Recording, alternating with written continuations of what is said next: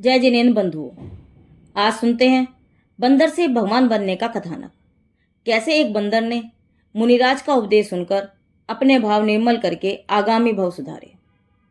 एक था बंदर, वह पूर्व भाव में मनुष्य था, परंतु उस समय उसने अपनी आत्मा को न समझकर बहुत छल कपट किया और मरकर बंदर हुआ।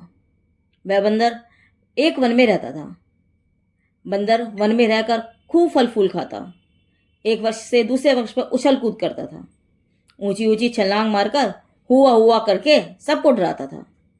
उस वन में कई बार मुनिराज आते, तब वृक्ष के नीचे ध्यान में बैठे हुए मुनिराज को देखकर बंदर बहुत प्रसन्न होता। तब वह उस वृक्ष पर उधम भी नहीं करता था। एक बार उस वन में एक राजा और रानी आए। राजा का नाम वरसंग और रानी का नाम श्रीमती था। उन राजा के दो पुत्र जो मुनि हो गए थे, वे भी उस वन में आ पहुंचे। राजा रानी ने उन दोनों मुनिवरों को भक्ति भाव से आहार दान दिया। बंदर वृक्ष के ऊपर बैठा बैठा यह सब देख रहा था। यह सब देखकर उसे ऐसी भावना जागृत हुई कि यदि मैं मनुष्य होता तो मैं भी इन राजा की तरह मुनियों की सेवा करता, परंतु मैं तो पशु हूं। मेरा ऐसा भाग्य कहाँ कि मैं मुनिराज को आहार दान दे सकूं। आहार दान के बाद वे मुनि उपदेश के लिए बैठे। राजा रानी उनका उपदेश सुन रहे थे।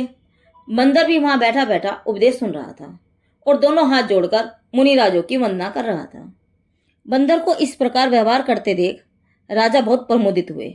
उन्हें बंदर के प्रति प्रेम उमड़ा। तब राजा ने मुनिराज से पूछा कि यह बंदर कौन है। प्रति उत्तर में मुनिराज ने कहा, हे राजन, यह बंदर पूर्व भाव में नागदत्त नाम का बनिया था। उस समय बहुत कपट भाव करने के कारण यह बंदर हुआ है, परंतु अब इसे उत्कृष्ट भाव जागृत हुए हैं। इसे धर्म के प्रति प्रेम उत्पन्न हुआ है। धर्म उपदेश सुनने से यह बंदर बहुत प्रसन्न हुआ है। उसे पूर्व भाव का स्मरण हुआ और यह संसार से उदास हो गया है। मुनिराज के श्रीमुख से बंदर का वरदान सुनकर राजा बहुत प्रसन्न हुए। फिर मुनिराज ने कहा, हे राजन, जिस प्रकार इस भाव में हम तुम्हारे पुत्र थे, उसी प्रकार यह बंदर भविष्य में तुम्हारा पुत्र होगा। जब तुम ऋषभदेव तीर्थंकर होंगे तब यह जीव तुम्हारा गंधर्व होगा और फिर मोक्ष प्राप्त करेगा। सुनो, मुनिराज के मुख से यह बात सुनकर बंदर तो बहुत ही प्रसन्न हो गया और भाव विभोर होकर मुनिराज के चरणों की वंदना करके आनंद से नाचने लगा। ओहो, अपने मोक्ष की बात सुनकर किसी आनंद नहीं होगा। बंदर के तो आनंद का पार न रहा। वह प्रतिदिन उत्कृष्ट से उत्कृष्ट भावना भाने लगा, जैसे कोई मनुष्य हो और मोक्ष प्राप्त करने वाला हो। अंत में वह बंदर मरकर मनुष्य हुआ और भो भूमि में जन्मा। राजा और रानी के जीव भी वही जन्मे थे। एक बार वे सभी बैठकर धर्म चर्चा कर रहे थे।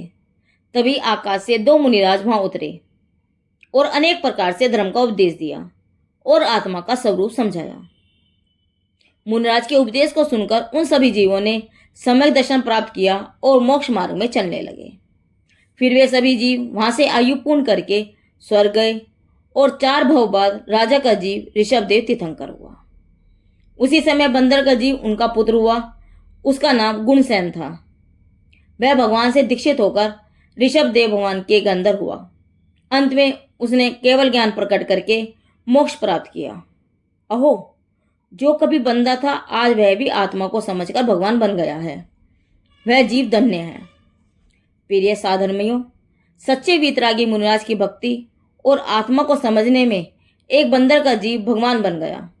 अतः हम सब भी अपनी आत्मा को समझें और मुनिराजों की सेवा करें और मुनि दशा अंगीकार करके भगवान बने। यही भावना है।